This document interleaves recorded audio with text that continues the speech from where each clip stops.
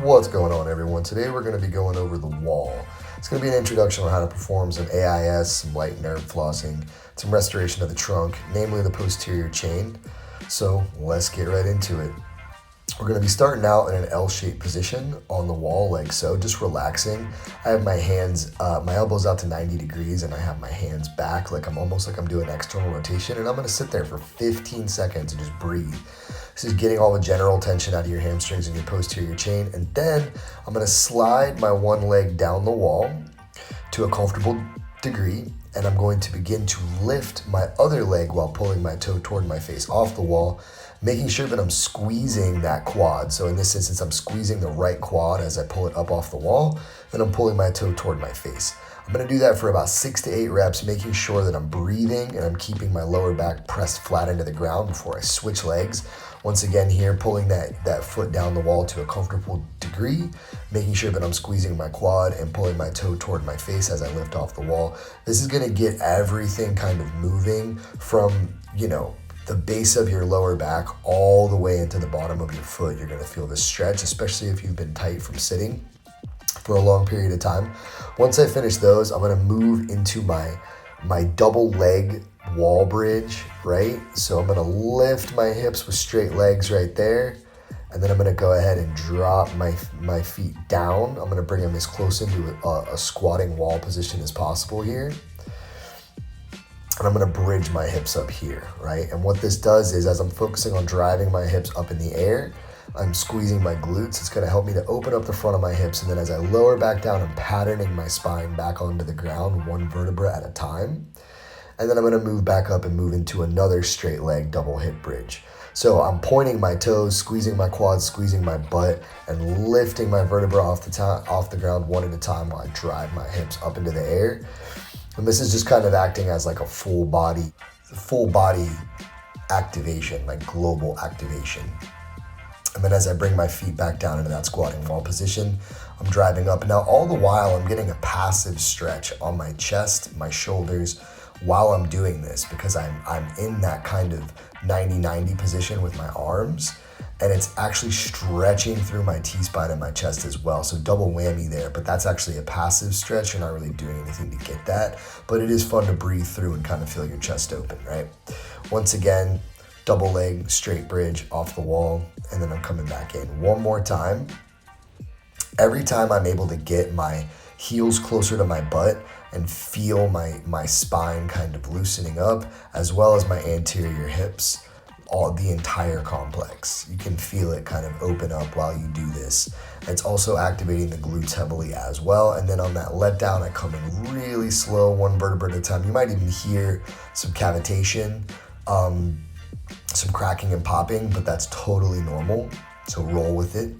Now I'm going to be doing my pigeon. So I'm going to be sliding that leg down the wall and placing it just on top of my opposite knee. And then I'm going to be sliding that leg down the wall, bringing my heel to my butt as comfortably as I can. I'm going to apply some pressure on that knee. I'm going to use that same arm to drive some pressure into my knee. And I'm going to use my opposite arm to control my foot, keep my heel right on top of my knee as I bridge up into the air. Then once I get up in the air, I'm really going to apply some pressure into that kneecap to try to open up that hip capsule. Slowly going to lower back down the same way we did with the previous exercise. That eccentric is very important. Notice how slowly I'm doing everything here. Straighten that leg back out. And now I'm going to move to the opposite side. So once again, I'm going to be sliding now my right leg down the wall, bringing it over on top of my left knee. Then I'm going to use my right hand to apply pressure to my knee as I'm sliding that left foot down, heel toward my butt. And then I'm going to bridge off the ground. Once again, driving my hips towards my face, making sure that I'm controlling my heel with the one hand and I'm driving into my knee with the other. And then once again, very slowly patterning myself back down to the ground. A lot of this comes from the repetition of rolling the spine again and again through that flexion pattern, and then loosening up the hamstrings as well as hitting the anterior hip so that we are kind of universally getting the trunk moving in those spots that get really, really stiff. So now what I'm going to end up doing is a dorsiflexed straight leg hip bridge. So I'm going to pull my toes toward my face And now I'm gonna do that same hip bridge I did initially when I was pointing my toes, but now I'm going to pull my toes toward my face as I bridge up the wall, right? And then as I bring them back down the wall, I'm going to move into a deep flexion hip bridge. So now I'm gonna try to position myself like I would in a deep squat, but against the wall. And the wall is basically providing us counter pressure to where we are able to utilize the wall itself for a stretch, and we are actively pushing into the wall, but it's like a stretching partner almost. So you may find that a lot of these positions that we get into, like as we move into our deep hip flexor stretch, deep hip bridge here in just a second, you will feel that position is challenged and that you can almost pull yourself a little bit deeper into your range of motion and allow yourself to get that isometric hold, that isometric stretch that we look for. So I just finished my dorsiflexed straight leg bridges. I did about 6 to 8 of them.